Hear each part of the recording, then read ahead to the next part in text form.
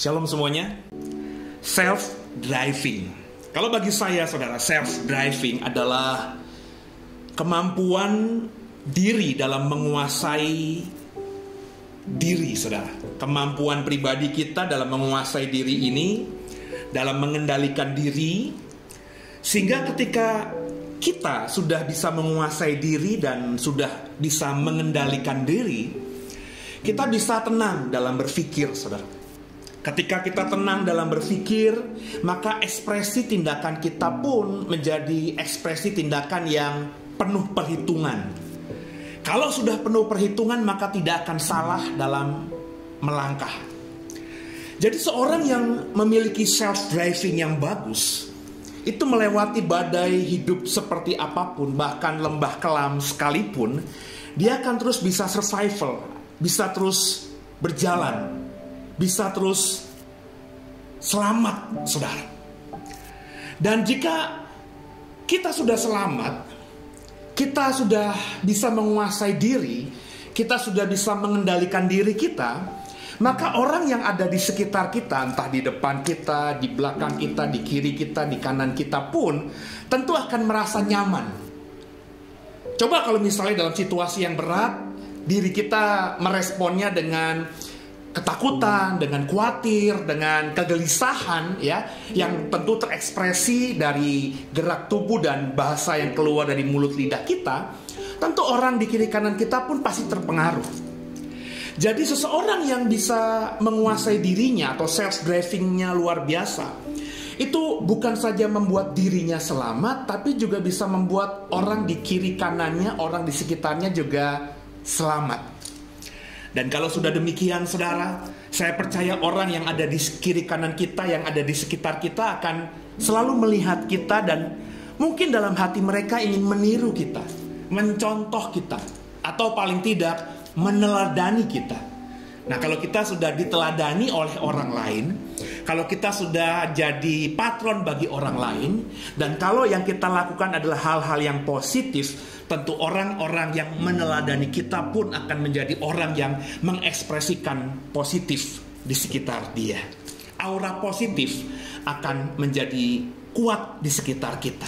Dan bayangkan, kalau kita sudah positif, kiri kanan sekitar kita positif, aura di lingkungan kita positif, bukankah akan menjadi sebuah komunitas yang luar biasa?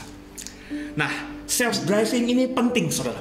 Khususnya di hari-hari ini, di mana kita juga belum selesai dalam permasalahan pandemi COVID-19. Kita juga belum bisa keluar gitu ya, secara bebas, sehingga dampak ekonomi, dampak pertemanan kita, sosial kita juga belum sembuh gitu, tanda kutip, saudara ya. Belum sempurna. Kita paling hanya bisa menghubungi via video call ya. Barusan tadi, saudara, ada salah satu bagian dari keluarga kita yang meninggal gitu, saudara ya. Dan kita tidak bisa datang ke pemakaman karena meninggal karena COVID. Ibadah pengucapan syukurnya juga, ibadah penghiburannya juga dilakukan hanya via Zoom. Dan bukankah itu membuat kita tidak bisa berinteraksi dengan orang yang dekat dengan kita seperti layaknya sebelumnya. Dan dampak itu tentu akan terus berkembang ya. Dan kalau kita tidak bisa mengontrolnya, banyak orang yang sudah give up, sudah putus asa, saudara. Self-driving itu penting buat kau dan buat saya juga, terutama buat semua manusia yang mau menyerahkan hidupnya kepada Tuhan, yang mau mempercayakan hidupnya kepada Tuhan. Salah satu tokoh di Alkitab yang paling luar biasa, ya tentu banyak tokoh Alkitab yang luar biasa, saudara. Tapi dalam yang konteks self-driving yang saya mau bagikan kepada saudara di awal The Way Convention 2021 ini, saudara, itu adalah Daud. Mungkin nanti hamba Tuhan lain, para pengkhotbah lain dalam program ini akan membagikan sesuai dengan perspektif dan sudut pandang mereka. Mungkin contohnya akan berbeda, saudara. Nah, Daud, saudara, bagi saya adalah orang yang memiliki self-driving. Dan self-driving Daud saya percaya bukan didapatnya sejak dia lahir. Self-driving Daud itu terbentuk, saudara, karena keadaan. Jadi makanya bersyukur saudara, kita hidup di zaman yang berat seperti ini. Sebab bagi saya ketika kita hidup di zaman yang berat, kita ketika bisa melewatinya, kita akan menjadi pribadi yang sangat kuat dalam karakter, kuat dalam bersikap saudara. Daud saudara, kita tahu di cerita di Alkitab sudah mengalahkan Goliat. Ya, cerita Daud mengalahkan Goliat, siapa orang Kristen yang tidak pernah mendengarnya? Apa ada orang Kristen yang tidak tahu cerita itu? Semuanya tahu saudara. Daud mengalahkan Goliat sehingga hidupnya Daud menjadi berubah. Sebelumnya dia pernah ada di istana Raja Saul ketika Saul dirasuki oleh roh jahat yang dari Tuhan. Maka Daud dipilih untuk memainkan kecapi sehingga roh jahat itu tidak berkuasa lagi atas Saul. Tapi itu di masa lalu saudara. Setelah Saul bisa menguasai diri, Saul mulai tidak lagi membutuhkan Daud, dan Daud mulai kembali dalam rutinitas pekerjaannya sebagai penggembala domba milik bapaknya Isai yang hanya 2-3 ekor itu. Tapi ketika Daud mengalahkan Goliat, Daud kembali ke istana bukan hanya sebagai penghibur, bukan hanya sebagai orang bayaran gitu, yang membantu Raja Saul supaya bisa pulih lagi dari keterikatannya terhadap roh jahat yang menguasai dirinya. Setelah mengalahkan Goliat, Daud kembali ke istana menjadi seorang yang luar biasa berpengaruhnya. Kita tahu habis mengalahkan Goliat, Raja Saul dan Israel sebagai kerajaan sering mendelegasikan tugas untuk Daud agar memimpin pasukan Israel berperang dengan bangsa-bangsa lain. Dan Alkitab saya mencatat setiap Daud diperintahkan untuk memimpin tentara atau pasukan Israel berperang dengan bangsa-bangsa lain, kemenangan selalu dibawa pulang oleh Daud. Sehingga Daud ini tumbuh menjadi panglima perang yang luar biasa. Punya nama, bahkan kalau kita membaca Alkitab, kemasyuran Daud, pengelu-eluan rakyat Israel terhadap Daud jauh melebihi Raja Saul. Ada sebuah lagu yang ada di Alkitab yang dinyanyikan oleh orang-orang Israel yang berkata, Saul mengalahkan beribu-ribu, tapi Daud berlaksa-laksa, berpuluh-puluh ribu. Berarti Daud dipercaya, dikagumi, dielu-elukan jauh lebih luar biasa bahkan dari sosok Raja Saul saudara. Dan ini akhirnya menimbulkan iri hati dari Raja Saul. Tadinya Saul berharap penuh Daud bisa membantu dirinya, tapi karena iri hati, sosok Daud ini bukan menjadi tangan kanannya semata, tapi juga menjadi seperti musuh dalam selimut bagi Saul tentunya. Saul mulai benci, Saul mulai kecewa, Saul mulai iri hati. Dan kalau orang sudah iri hati, maka logikanya gak akan bisa berpikir. Dan akhirnya kita tahu ceritanya, Daud mulai dikejar-kejar sama Saul, diposisikan berperang selalu di pasukan terdepan dengan harapan dari Saul agar Daud mati begitu. Tapi Daud gak mati, Daud selalu pulang dengan kemenangan. Singkat cerita, bahkan Saul akhirnya untuk menenteramkan hatinya memberikan anak gadisnya Mikal menjadi istrinya Daud. Jadi Daud di sini luar biasa saudara sebenarnya. Ya, dia menjadi panglima, orang yang paling dikagumi di Israel. Dia kemudian menjadi menantu raja. Dan bahkan ada satu kisah yang luar biasa, yakni Jonatan, anak Raja Saul, pewaris tahta Israel. Dalam konteksnya Saul saudara, itu menjalin persahabatan yang luar biasa dengan Daud. Kalau kita membaca Alkitab, Jonatan begitu mengasihi Daud. Bahkan kasihnya kepada Daud melebihi kasihnya terhadap dirinya sendiri. Ekspresinya Jonatan, dia memberikan bajunya, baju tempurnya, pedangnya, kasutnya, semuanya diberikan kepada Daud. Satu sisi Daud mengalami sesuatu yang luar biasa. Dalam bahasa kita mungkin diberkati Daud. Tapi semua berkat itu tidak bisa dirasakan karena Saul benar-benar membenci Daud. Akhirnya kita tahu cerita. Kalau Bapak Ibu nanti ada kesempatan, kita bisa membacanya dalam 1 Samuel pasal 20, 21, 22 dan seterusnya. Saul akhirnya mulai mengejar-ngejar Daud, sehingga Daud harus keluar dari Yerusalem, harus keluar dari pusat pemerintahan Saul saudara.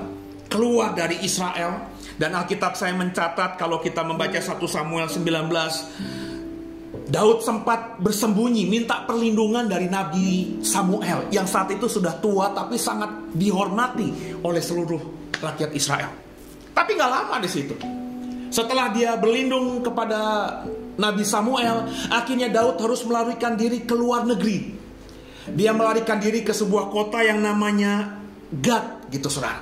Gad ini adalah salah satu kota dari negara Filistin. Dan Gad ini adalah kampung halaman Goliat yang kemarin dibunuhnya itu. Maka Daud ketika sampai di Gad ini, kalau kita membaca dalam 1 Samuel, saudara, Daud begitu ketakutannya karena semua orang Gad ingin membunuh dia.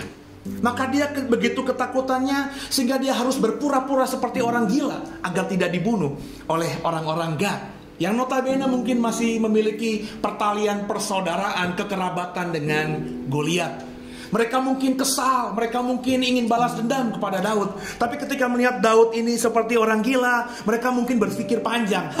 Kasihan juga Daud ya. Ya, sudah gila dia sekarang. Ya sudahlah, buat apa kita balas? Ya, nyawa saudara kita sudah dibalas oleh dewa kita dengan membuat Daud ini menjadi orang gila. Nah, saudara, begitu berubahnya secara drastis hidupnya Daud. Dari tadinya hanya 2-3 ekor gembala dari kambing domba milik bapaknya, kemudian menjadi panglima perang, sahabat dari pangeran, istri, suami dari anak raja, menantu dari raja, akhirnya menjadi seorang buangan.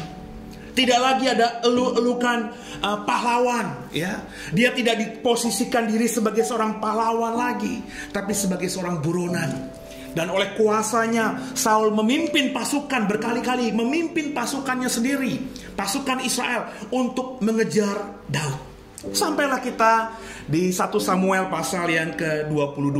Kita baca saudara, ayat yang pertama sampai dengan ayat keempat. 1 Samuel 22 ayat pertama sampai keempat. Lalu Daud pergi ke sana dan melarikan diri ke gua Adulam. Ketika saudara-saudaranya dan seluruh keluarganya mendengar hal itu, pergilah mereka ke sana mendapatkan dia. Berhimpunlah juga kepadanya setiap orang yang dalam kesukaran, setiap orang yang dikejar-kejar tukang piutang, setiap orang yang sakit hati. Maka ia menjadi pemimpin mereka. Bersama-sama dengan dia ada kira-kira 400 orang.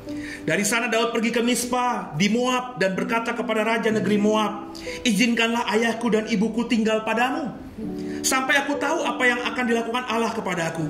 Lalu diantarkannyalah mereka kepada raja negeri Moab, dan mereka tinggal bersama dia selama Daud ada di kubu gunung. Sampai kisah di 1 Samuel 22, Daud harus bersembunyi di sebuah gua yang namanya Adulam. Gua yang berada di sebuah lokasi yang tidak jauh dari Gad, dari negeri Filistin, saudara. Di negeri asing dia harus bersembunyi di sebuah gua. Kenapa? Karena di Gad dia ketakutan mau dibunuh sama orang-orang Gad, orang-orang Filistin. Dan kembali ke kampung halamannya, kembali ke bangsanya, dia takut dengan Raja Saul yang sedang mau membunuh dia. Bahkan orang tuanya harus dititipkan kepada Raja Kafir, Raja Moab, saudara. Karena dia tidak bisa menjaga orang tuanya. Dan orang tuanya yang sudah tua ini kalau ikut dia, tentu membuat pergerakannya tidak lincah lagi. Sehingga harus dititipi sama Raja Moab ini.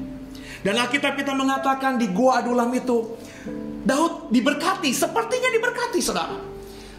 Ada kumpul kurang lebih 400 orang yang siap berjuang bersama dengan dia. Tapi yang menemani dia, 400 orang itu bukan pahlawan gagah perkasa, bukan orang yang jago berperang, bukan orang yang gagah berani. Tapi kalau kita baca tadi pasal 22, orang buangan semuanya. Dikatakan di ayat yang kedua tadi, orang-orang yang dalam kesukaran, orang-orang yang dikejar-kejar sama hutang piutang, orang-orang yang sakit hati. Dan 400 orang itu semuanya sakit, saudara. Semuanya punya masalah. Mereka mau melarikan diri, mereka tidak tahu kemana, dan mereka melarikan diri berharap pelindungan Daud. Padahal Daud juga sedang melarikan diri. Jadi Daud dengan 400 orang itu adalah kelompok yang sedang melarikan diri, saudara. Kelompok bermasalah semuanya. Tapi perhatikan luar biasa bagaimana Daud akhirnya, bagi saya, mengalami atau memiliki self-driving mulai di gua Adulam ini. Di gua Adulam ini, di tengah dia tidak memiliki apa-apa, sendirian, Kalau kita membaca kisah sebelumnya, dia pernah, saudara, begitu sendiriannya di padang gurun, tidak punya uang, tidak punya bekal apa-apa. Dia harus menjumpai imam Ahimelek untuk minta roti sajian kudus. Dia gak punya apa-apa, saudara. Uang pun tidak dimilikinya. Dia makan itu. Di tengah keterpurukan itulah, akhirnya di Gua Adulam, Daud memiliki self-drivingnya. Self-driving Daud bagi saya terekspresi, muncul, dimulai ketika dia mulai apa, saudara? Ketika dia mulai berserah kepada Tuhan. Hari ini situasi yang berat sedang menimpa kita. Saya nggak tahu pergumulanmu apa, permasalahan hidupmu apa. Tapi belajarlah menjadi orang yang berserah kepada Tuhan. Orang yang mulai memohon belas kasihan Tuhan. Orang yang mulai memposisikan diri bahwa diri kita ini sehebat apapun seperti Daud. Aku sudah pahlawan, aku orang hebat, bisa mengalahkan berlasa-lasa musuh. Tapi kalau tanpa Tuhan, Tuhan bisa merubah, keadaan bisa berubah. Bahkan 180 derajat, dari pahlawan menjadi buronan. Ketika kita seperti Daud, sudahkah saudara berserah kepada Tuhan? Berserahnya Daud kepada Tuhan terekspresi dari Mazmur yang dia tulis ketika dia ada di gua. Coba kita buka, saudara, Mazmur ke-57. Mazmur 57 ayat yang pertama sampai ayat ketiga. Saya baca buat saudara. Mazmur 57 ayat pertama dan ayat ketiga. Untuk pemimpin biduan menurut lagu, jangan memusnahkan Miktam dari Daud ketika ia lari daripada Saul ke dalam gua. Dalam sepanjang hidupnya Daud, dalam perjalanan dia seorang diri di padang gurun, Daud di gua yang dicatat Alkitab hanya di Gua Adulam ini, saudara. Lanjut ayat yang kedua. Kasihanilah aku ya Allah, kasihanilah aku, sebab kepadamulah jiwaku berlindung. Dalam naungan sayapmu aku akan berlindung sampai berlalu penghancuran itu. Aku berseru kepada Allah yang maha tinggi, kepada Allah yang menyelesaikan bagiku. Di Gua Adulam ini, sebelum dia akhirnya memiliki self-driving itu, dia introspeksi diri, ya. Dia akhirnya menemukan titik bahwa dirinya kemarin hebat, tapi bersama dengan Tuhan. Tanpa Tuhan, dia gak punya apa-apa. Tadinya dianggap pahlawan, sekarang buronan. Ketika dia introspeksi diri, dia mulai berserah kepada Tuhan. Dia memohon kepada Tuhan. Dia berteriak kepada Tuhan. Itu yang tergambar dalam Mazmur 57 tadi. Ada satu Mazmur lagi, saudara, yakni Mazmur 142. Kita baca. Ini juga Mazmur yang ditulis Daud ketika Daud ada di Gua Adulam. Mazmur 142. Saya baca buat saudara. Nyanyian pengajaran Daud ketika ia ada di dalam gua, suatu doa. Dengan nyaring aku berseru-seru kepada Tuhan. Dengan nyaring aku memohon kepada Tuhan. Aku mencurahkan keluhanku ke hadapannya. Kesesakanku kuberitakan kepada hadapannya. Ketika semangatku lemah lesu di dalam diriku, Engkaulah yang mengetahui jalanku. Di jalan yang harus kutempuh dengan sembunyi mereka memasang jerat terhadap aku. Pandanglah ke kanan dan lihatlah, tidak ada seorang pun yang menghiraukan aku. Tempat pelarianku bagiku telah hilang. Ayat berikutnya, tidak ada seorang pun yang mencari aku.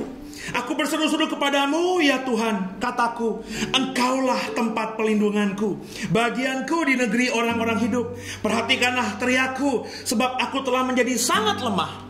Lepaskanlah aku daripada orang-orang yang mengejar aku, sebab mereka terlalu kuat bagiku. Ayat 8, keluarkanlah aku dari dalam penjara untuk memuji namamu. Orang-orang benar akan mengelilingi aku apabila engkau berbuat baik kepadaku.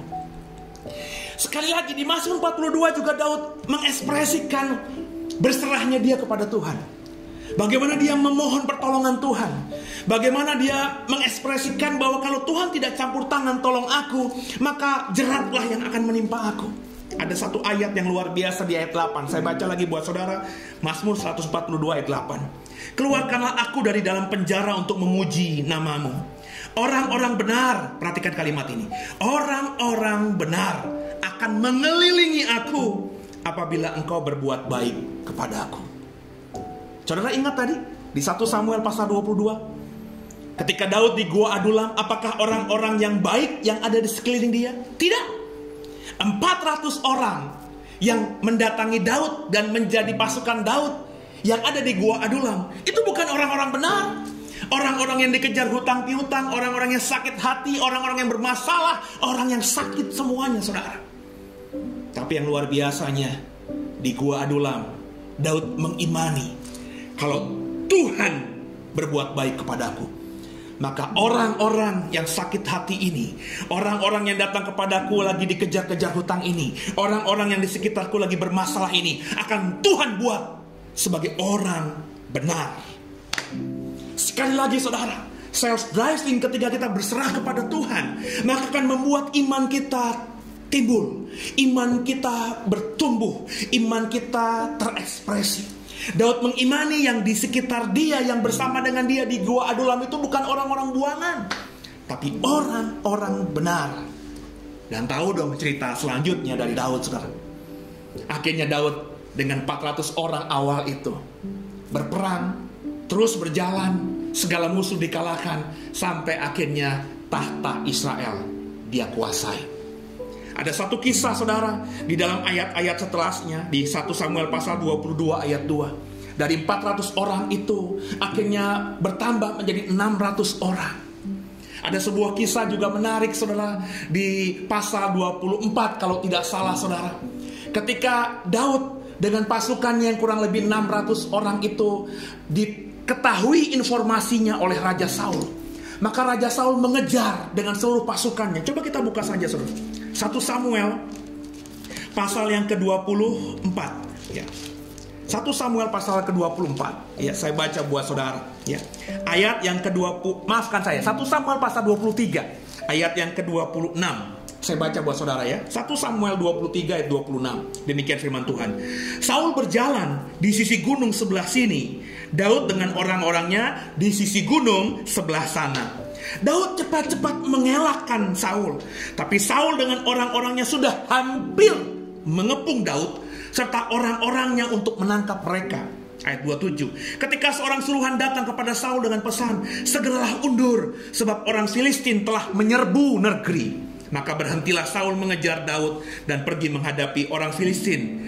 Itulah sebabnya orang menyebut tempat itu Gunung Batu Keluputan. Saul berjalan dengan pasukannya yang luar biasa, 3.000 orang kurang lebih di sisi gunung sebelah sini. Daud dengan 600 pasukannya di sisi gunung sebelah sana. Pasukan Saul hampir menyerbu, mengepung pasukan Daud. Mati Daud dan pasukannya. 600 dibanding 3.000, nggak imbang saudara, habis mestinya. Tapi saudara, ketika Daud mengalami self-driving, ketika dia mulai berserah kepada Tuhan, ketika dia mulai beriman bahwa yang bersama dengan dia adalah orang-orang benar, bukan orang-orang buangan, apa yang terjadi? Tuhan izinkan Filistin menyerang Israel, sehingga Raja Saul yang sudah hampir menangkap, kalaupun bisa dia bisa segera membunuh Daud, akhirnya harus undur, menarik diri pasukannya, padahal hampir menangkap Daud saudara, untuk menjaga negerinya, berperang dengan Filistin. Ketika orang sudah mengalami self-driving, maka penyertaan Tuhan yang ajaib pasti akan menjadi miliknya saudara. Dan kita tahu ceritanya, dari 400 orang-orang buangan itu berkembang menjadi 600. Tadinya orang-orang yang dipandang sebelah mata tidak oleh banyak orang. Orang yang dikejar hutang, orang yang sakit hati, orang yang bermasalah. Tapi ke depan menjadi pahlawan Israel. Menjadi orang-orang kepercayaan dari Raja Daud ketika dia naik tahta. Orang-orang di sekitar Daud berubah dari nobody menjadi somebody. From zero to hero saudara. Semua dimulai ketika Daud mulai mengalami self-driving, mulai bisa mengendalikan diri, menguasai diri, sehingga aura positif terpancar dalam aspek hidupnya, dan itu berpengaruh pada orang di kiri kanannya. Bagaimana saudara? Di hari-hari ini, terutama di hari 17 Agustus, di tanggal 17 Agustus hari kemerdekaan kita, sebentar kita juga dalam program ini akan sama-sama mengadakan upacara secara digital untuk memberikan penghormatan. Biar bagaimanapun Tuhan tempatkan kita di bangsa ini, Kita adalah pensyafaat umat Tuhan di bangsa ini untuk jadi berkat bagi bangsa ini, saudara. Kalau kita mau memberkati bangsa ini, kalau kita mau memberkati gereja kita, kalau kita mau memberkati keluarga kita, kalau kita mau memberkati orang-orang di sekitar kita, maka alami self-driving dulu. Self-driving berdasarkan pengalaman Daud yang saya bagikan tadi. Dimulai ketika dalam masalah berat, mulai berserah kepada Tuhan. Ketika sudah berserah kepada Tuhan, mempercayakan hidup kepada Tuhan, maka iman akan timbul. Dan ketika iman akan timbul, maka apa yang kita imani terjadi. Dari 400 orang buangan, semuanya menjadi orang-orang benar, menjadi pahlawan-pahlawan. Daud diberkati, orang-orang di sekitarnya diberkati. Semoga dalam program-program setelah saya ini, ada banyak hamba Tuhan yang nanti akan menyampaikan visi, mimpi, dan hatinya soal self-driving. Itu memperkaya, saudara. Semua kita mulai self-driving, bisa mengendalikan diri, bisa menguasai diri, supaya kita selamat, dan orang di sekitar kita pun bisa selamat. Tuhan memberkati saudara. Haleluya.